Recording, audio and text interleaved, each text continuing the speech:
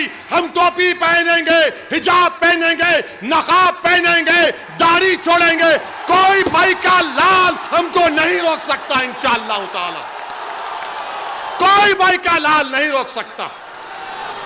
अब भैया नहीं बोले, मगर अब आएंगे मुबारकपुर, ससुराल वालों के साथ आएंगे, आकर बोलेंगे वोट दो। किसको दें जब तुम्हारे मुंह से नाइंसाफी की आवाज नहीं निकलती? किसको वोट दें? हमने उठाया था हिजाब के निकाब के मसले को, सबने कहा ओवैसी उत्तर प्रदेश के चुनाव में हिजाब और निकाब को लाया, तो मैंने कहा तुम भारत के संविधान को नहीं जानते नादानों, मेरे ससुराल वालों। अंबेडकर का बनाया हुआ संविधान में आर्टिकल 29 है, कल्चर है मेरा हिजाब, निकाब, दाढ़ी और टोपी। भारत के संविधान में फंडामेंटल राइट है, मैं अपने फंडामेंटल राइट पर चलूंगा, तुम नहीं छीन सकते मुझसे। और जब उस बच्ची से बात हुई थी जिसको बलवाइयों ने घेर लिया, हमने उससे फोन किया और हमने उस बच्ची को कहा कि बेटी अल्लाह तुमको सलामत रखे, तुम्हारे माँ बाप को सलामत रखे, क्योंकि उन्होंने तुमको बहादुर बनाया। क्या मुबारकपुर की हमारी माँ और बहनें, मुझे यकीन है कि आप भी गयूर हैं, आप भी बहादुर हैं। मुझे यकीन है कि मुबारकपुर की वो औलाद अपने माओ को शर्मिंदा नहीं करेगी, बल्कि बहादुरी के साथ 7 तारीख के दिन अपनी मान सम्मान के नाम पर गुड्डू जमाली को वोट देगी। और उस दिन जब जाएंगे 7 तारीख को, तो जरा हिजाब, निकाब, टोपी पहनकर भी जाना, ताकि भैया को मालूम हो जाए कि जो जबान नहीं खोलता, देखो अब हम खोल रहे हैं। ये हमारी शनाख्त है और हमारी शनाख्त कोई हमसे नहीं छीन सकता। अब हम एक और, कितना टाइम? 10 मिनट है। अरे कल भी आ जाओ, नहीं आएंगे? आइए। तो हम आपसे अर्ज कर रहे थे, अभी हमारे बीजेपी पे भी बोल देते हैं थोड़ा, बाबा का खर्जा उतारते हैं, मोदी जी का भी, अमित शाह का भी खर्जा है। बाबा ने आजमगढ़ को के ताल्लुक से कहा, शौकत बता रहे थे, बाबा ने कहा 10 मार्च के बाद आजमगढ़ की हवा निकाल दूंगा। बाबा, हमने जो मुबारकपुर में हवा पैदा की, जो अल्लाह उसके रसूल के सदक़े में पैदा हुई, अहले बैत के सदक़े में पैदा हुई, अहले दिल की दुआओं की वजह से पैदा हुई। बाबा, तुम कौन सी हवा निकालते हमको नहीं मालूम, मगर ये जो हवा यहां से निकलेगी वो पूरे उत्तर प्रदेश में जाएगी, पूरे भारत में जाएगी, और सुबह क़यामत तक ये हवा रहेगी। रहेगी ना? ये हवा रहेगी ना? ये हवा रहेगी ना? बस बाबा, आप निकालो हवा। बाबा नौकरी नहीं दे पाए, हवा निकाल दूंगा। बाबा बिजली नहीं दे पाए, हवा निकाल दूंगा। बाबा किसानों का मसला हल नहीं करे, हवा निकाल दूंगा। बाबा सांड का मसला हल नहीं करे, हवा निकाल दूंगा। बाबा दवा नहीं दे पाए, हवा निकाल दूंगा। बाबा को गरीबों की लाशें तीरती नजर नहीं आई, हवा निकाल दूंगा। ऑक्सीजन नहीं दिए, हवा निकाल दूंगा।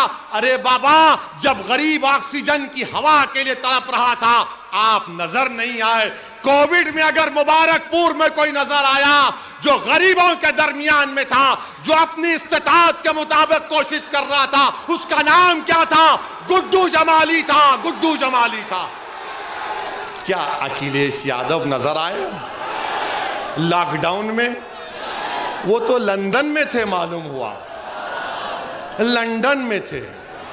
भैया लंदन में तफरीह कर रहे थे और गुड्डू भाई आपके दरमियान में आपके गम को कम करने की कोशिश कर रहे थे। और फिर मोदी जी देश के अमित शाह पे बोल देते हैं, वरना ससुराल वाले बोलेंगे हम पे इतना बोले, उन पे नहीं बोले। हमारे भाषण को तराजू में तोलते ससुराल वाले, ऐसा कितना हुआ, कितना।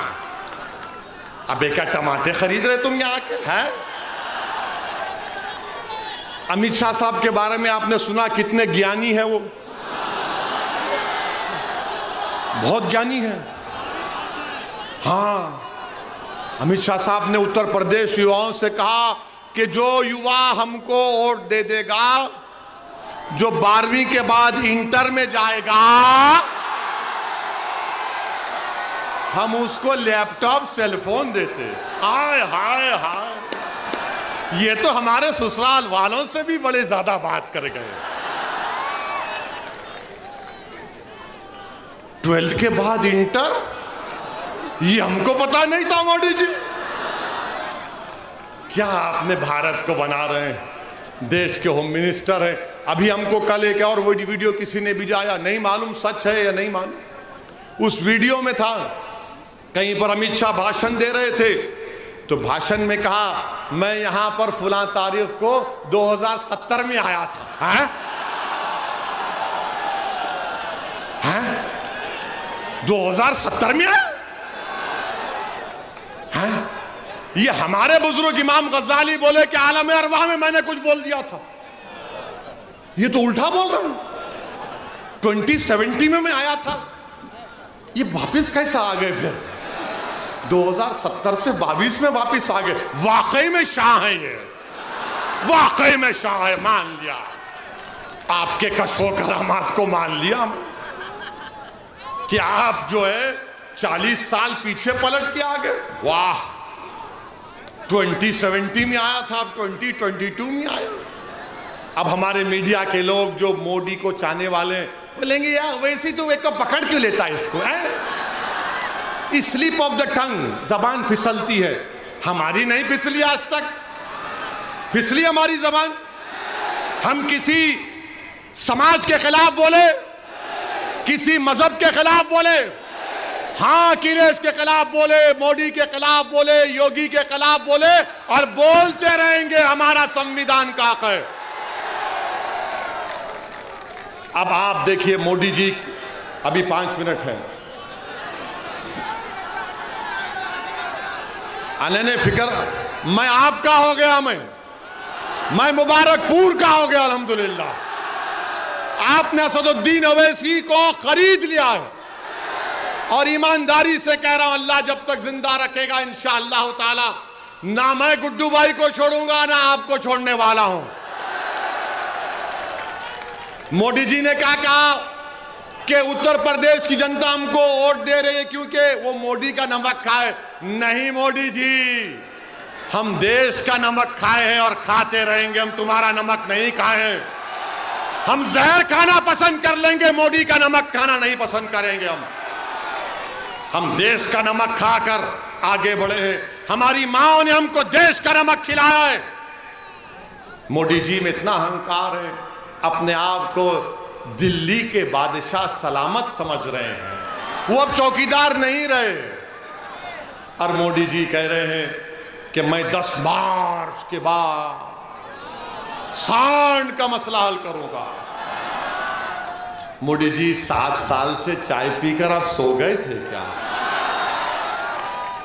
और बाबा ने कहा, जब मोदी जी ने कह दिया तो मैं वजीर, तो बाबा ने कहा मैं उसको हर घर को 900 रुपये दूंगा सांड को पालने के लिए।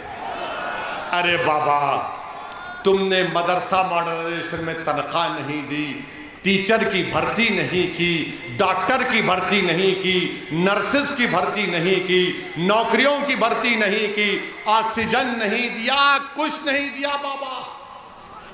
मगर आपको मालूम कि उत्तर प्रदेश में जो विकलांग होते हैं, विकलांग, उनको उत्तर प्रदेश की सरकार में महाना पेंशन 1000 रुपये मिलता है। मैं मुबारकपुर की जनता से अपील कर रहा हूं, ये बीजेपी अगर 4 टांग के सांड को 900 रुपये दे रही है और एक विकलांग किसी का बाप, किसी का भाई, किसी की पत्नी, किसी की बेटी होगी, उसको 1000 रुपये दे रहे हैं,